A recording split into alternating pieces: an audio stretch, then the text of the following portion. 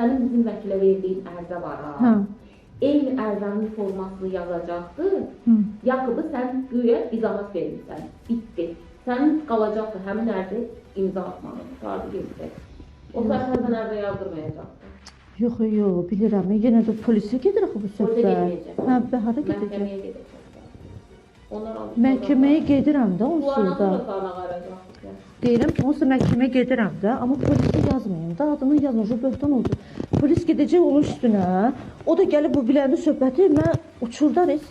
İddialara görə sosial şəbəkələrdə yayılan bu səs yazısının sahibi Bakı şəhəri üzrə 201 nömrəli tam orta məktəbin direktoru Afaq Əliyevadır. Və direktor məktəbin müəllimi Lalə Şəfaqətovanı keçmiş direktor müavini Svetlana Hüseynovaya qarşı yalançı şahidlik etməyə məcbur eləyir. Məsələni aydınlaşdırmaq üçün adı çəkilən məktəbə yollandıq.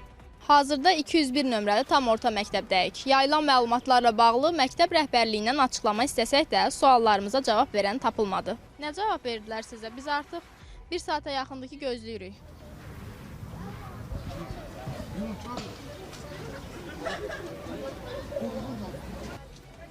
Açıqlama verməyəcək, hə, bizə rəhbərlik?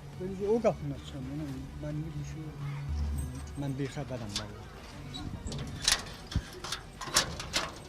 İddiaların həqiqət olub-olmadığını öyrənmək üçün Bakı şəhər təhsil idarəsinə sorğu ünvanladıq. Qurumdan bildirildi ki, 201 nömrəli tam orta məktəbin direktorunun səs yazısı olduğu iddia edilən məsələ ilə bağlı araşdırma aparılacaq. Nəticəsi barədə ictimaiyyətə məlumat veriləcək. Qurumun cavabında o da qeyd olunur ki, məktəbin və müəllimin fəaliyyətinə uyğun olmayan hallara qarşı qanunvericiliyin tələbləri çərçivəsində müvafiq tədbirlərin görülməsi diqqət mərkəzində saxlanılır.